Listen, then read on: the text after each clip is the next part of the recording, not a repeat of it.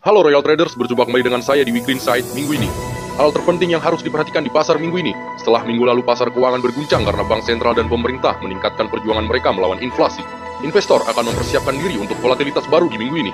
Beberapa pejabat Federal Reserve akan berkomentar setelah The Fed menaikkan suku bunga 75 basis poin ketiga berturut-turut. Sorotan kalender ekonomi Amerika Serikat adalah data hari Jumat tentang pendapatan dan pengeluaran pribadi yang mencakup pengukur inflasi yang jadi favorit The Fed. Di zona euro, data inflasi hari Jumat kemungkinan akan menambah tekanan ke Bank Sentral Eropa. Menjelang itu, Presiden ECB Christine Lagarde akan memberikan pernyataan di depan anggota parlemen di Brussels pada hari Senin. Sementara hasil pemilihan Italia pada hari Minggu juga akan diawasi dengan ketat. Yen akan tetap menjadi fokus setelah Bank of Japan melakukan investasi di pasar valuta asing. Sementara itu, data PMI China pada hari Jumat akan memberikan wawasan tentang kesehatan ekonomi nomor 2 di dunia itu. Inilah yang perlu Anda ketahui untuk memulai perdagangan minggu ini. Pertama, komentar Fed dan data Amerika Serikat.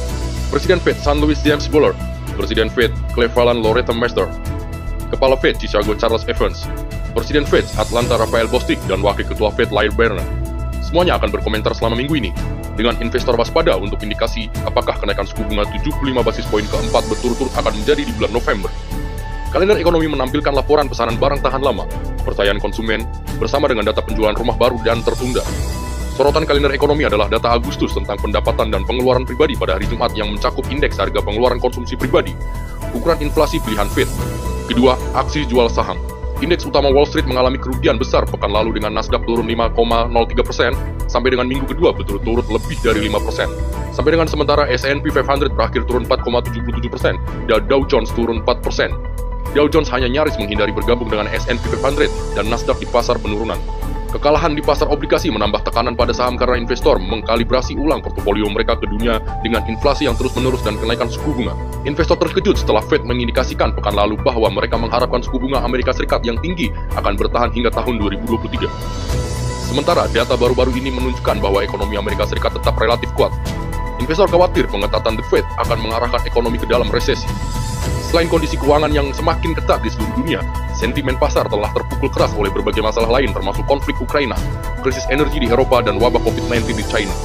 Ketiga, CPI zona euro. Zona euro akan merilis data September tentang inflasi harga konsumen pada hari Jumat dengan para ekonom mengharapkan tingkat inflasi utama untuk mempercepat ke rekor tertinggi baru 9,6%. Menjaga tekanan pada ECB karena bergulat dengan seberapa banyak untuk meningkatkan suku bunga di Eropa. Menghadapi resesi yang mengancam.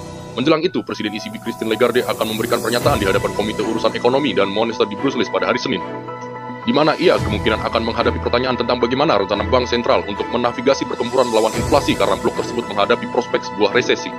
Investor juga akan mengamati hasil pemilu Italia pada hari Minggu yang diperkirakan akan menghasilkan pemerintah yang paling sayap kanan di negara itu sejak Perang Dunia Kedua. Para pemimpin Uni Eropa yang ingin mempertahankan persatuan setelah invasi Rusia ke Ukraina khawatir bahwa Italia akan menjadi mitra yang lebih tidak terduga. Sementara pasar keuangan akan khawatir tentang kemampuan pemerintahan baru untuk mengelola beban utang yang berjumlah sekitar 120% dari PDB. Keempat, intervensi yen. Otoritas Jepang akhirnya memiliki cukup kelemahan dalam yen pada hari Kamis ketika mereka melakukan intervensi di pasar valuta asing untuk pertama kalinya sejak tahun 1998. Mata uang Jepang membukukan kenaikan minggu pertama sebesar 0,3% dalam lebih dari sebulan terhadap dolar setelah pergerakan tersebut. Tetapi dolar Amerika Serikat naik lebih dari 20% pada yen tahun ini dengan Bank of Japan berpegang teguh pada komitmennya pada suku bunga ultra rendah. Sementara, The Fed tampaknya akan melanjutkan kenaikan suku bunga agresif sampai inflasi terkendali. Kelima, PMI China. China akan merilis data PMI pada hari Jumat yang akan diawasi ketat untuk indikasi apakah pemulihan ekonomi yang baru lahir berlanjut pada bulan September.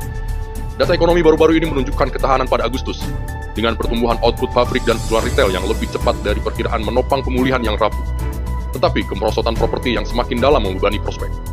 Dengan sedikit tanda-tanda China akan segera melonggarkan kebijakan nol COVID-19 secara signifikan.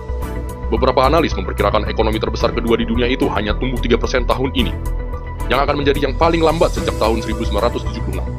Tidak termasuk ekspansi 2,2% selama wabah awal COVID-19 pada tahun 2020.